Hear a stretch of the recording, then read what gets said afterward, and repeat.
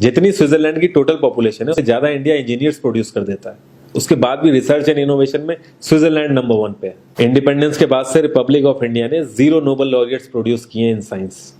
USA ने 100+ कर दिए। ASER की रिपोर्ट के हिसाब से 83% एजुकेटेड इंडियंस एम्प्लॉयबल ही नहीं है। और ये जो सुंदर पिचाई सत्या नदेला की हम बात करते हैं, इन्होंने भी आगे चल के अपनी एजुकेशन बाहर से ही करी है। और ये सारी चीजें जो मैं बोल रहा हूँ ना, इसका रूट कॉज फाइंड आउट करने के लिए हमें थोड़ा सा पीछे जाना पड़ेगा। जब ब्रिटिशर्स हम पे रूल कर रहे थे तो ईस्ट इंडिया कंपनी के सामने 2 मेजर चैलेंजेस थे। एक कम्युनिकेशन विद इंडियन, दूसरा वर्कर्स और क्लर्क्स की बहुत जरूरत थी उन्हें।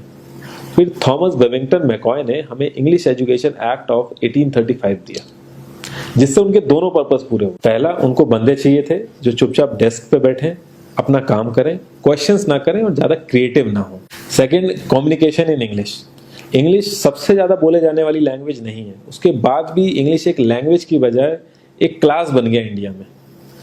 रशिया, चाइना, फ्रांस, ये सब जगह इतना ऑब्सेशन नहीं है इंग्लिश को लेके जितना इंडिया में है। पुअर कम्युनिकेशन बोला जाता है अगर आपकी इंग्लिश अच्छी नहीं है, जबकि इंग्लिश ना आने का मतलब है कि आपको कोई और लैंग्वेज आती है। 5 साल पुराना iOS भी आज की डेट में आउटडेटेड माना जाता है। लेकिन इतनी इंपॉर्टेंट चीज हमारा एजुकेशन सिस्टम आज भी बस थोड़े से चेंजेस के साथ ऐसे ही चल रहा है। हमारे एजुकेशन सिस्टम में रटने का कंपटीशन होता है, जो ज्यादा रट लेता है उसके ज्यादा मार्क्स आते हैं।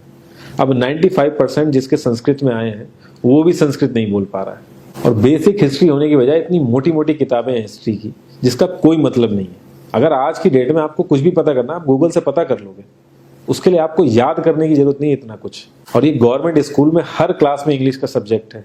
12-12 साल लगाने के बाद भी लोग इंग्लिश नहीं बोल पा रहे हैं। और बिना किसी बुक को पढ़े 5 साल का बच्चा सीख लेता है, क्योंकि उसको वैसा एनवायरमेंट मिल जाता है। A+B का whole square is equal to A² + B² + 2AB। इसका रियल लाइफ में क्या यूज है किसी को नहीं पता, न प्रिंसिपल, न टीचर, न बच्चे, बस पढ़ाई चले जा रहे हैं। हो सकता है इसका कुछ मतलब हो, लेकिन आप ट्राई करके देख लेना, किसी को नहीं पता। हाँ, 2AB की जगह अगर आपने 3AB बोल दिया तो 4 लोग हंसने वाले मिल जाएंगे आपके ऊपर। किंडरगार्टन में जो बच्चों को सिखाने के लिए टेक्निक यूज होती है वो लाख गुना अच्छी है कॉलेज की वो रटने वाली टेक्निक से। और जिन बच्चों के बहुत ज्यादा नंबर आते हैं ना, जो वो छुपा छुपा के एग्जाम में लिखते हैं, आप देखोगे जब वो रियल लाइफ में जाते हैं ना तो ज्यादातर क्रम्बल करते हैं। हर किसी को सेम सिलेबस और सेम चीज सिखाई जाती है बिना उसकी कैपेबिलिटी दिखे। और क्रिएटिविटी का तो दूर दूर तक मतलब नहीं होता।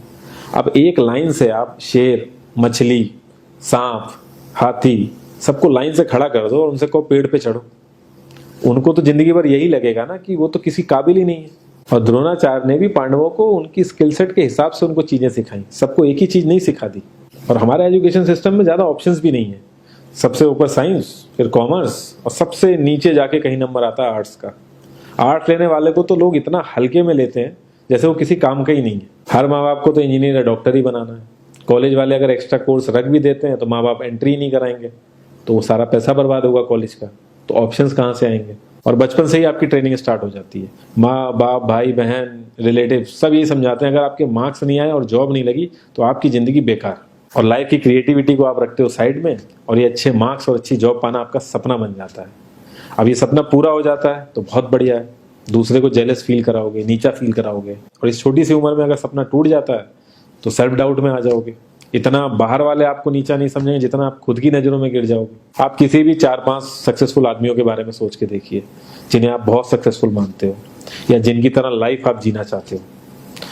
मैं ये कह सकता हूं कि वो इस एजुकेशन सिस्टम की वजह से तो सक्सेसफुल नहीं होंगे, चाहे वो जो भी हो। धीरू भाई अंबानी, विराट कोहली, आमिर खान, नरेंद्र मोदी, ये सब हमारे इस करंट एजुकेशन सिस्टम के ट्रैप में नहीं फंसे। इन्होंने खुद सीखा, खुद एजुकेट हुए और खुद आगे बढ़े। किसी कंपनी के सीईओ को अगर ये कहा जाए कि आप अपनी कंपनी के सारे डिपार्टमेंट में इंटरव्यू दीजिए, तो कोई गारंटी नहीं है कि वो सारे डिपार्टमेंट के इंटरव्यू निकाल लेगा। और ये भी हो सकता है कि वो आधे से ज्यादा डिपार्टमेंट के लिए क्वालिफाई ना करे एजुकेशन वाइज, लेकिन वो पूरी कंपनी चला सकता है। तो ये जो एक स्किल है, इसके बारे में बात क्यों नहीं होती? लोग अपनी 25% से ज्यादा जिंदगी इस करंट एजुकेशन सिस्टम में लगा देते हैं ताकि अपने से कम पढ़े लिखे आदमी की कंपनी में जाके उसके सपने पूरे कर सकें। इंडिया का जो करंट एजुकेशन सिस्टम है, अगर वो इतना ही अच्छा है तो जो भी सेलिब्रिटीज हैं, पॉलिटिशियंस हैं, वो अपने बच्चों को बाहर क्यों भेज रहे हैं पढ़ने के लिए? इनफैक्ट पॉलिटिशियंस के साथ तो ऐसा करना चाहिए, जिस एरिया से वो जीते हो उसी एरिया के गवर्नमेंट कॉलेज में उनके बच्चे को पढ़ना कंपलसरी हो जाए, तभी वहां के गवर्नमेंट कॉलेज सुधर सकते हैं। 368 प्यून की जॉब के लिए 1.5 लाख ग्रेजुएट और 24,968 पोस्ट ग्रेजुएट ने अप्लाई किया। मैं IAS PCS की तो बात नहीं करता हूँ, वो तो एक पैशन की बात होती है, लेकिन कुछ लोग 5-5, 6-6 साल से तैयारी कर रहे हैं कि कोई भी गवर्नमेंट जॉब मिल जाए उन्हें। उनसे पूछोगे क्यों ऐसे इतने टाइम से लगे हुए हो, तो वो एक ही चीज़ बोलेंगे कि जॉब सिक्योर है।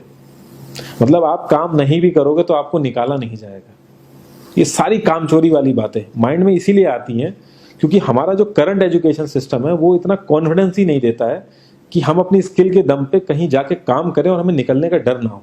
मैं आने वाले 10 साल की तो बात ही नहीं कर रहा हूँ, अगर मैं आने वाले 5 साल की भी बात करूँ तो टेक्नोलॉजीज में इतना ज़्यादा चेंजेस आ जाएगा कि जो आज हम पढ़ रहे हैं, जिस स्किल पे हम फोकस कर रहे हैं, पता नहीं वो रेलेवेंट भी होगी कि नहीं उस समय। Cloud computing, SEO, digital marketing, ये सब जॉब्स पहले एग्जिस्ट ही नहीं करती थी। हम लोगों को एजाइल होना पड़ेगा, नई नई चीज़ों को सीखने के लिए ओपन रहना पड़ेगा, क्रिएटिव माइंड लगाना पड़ेगा।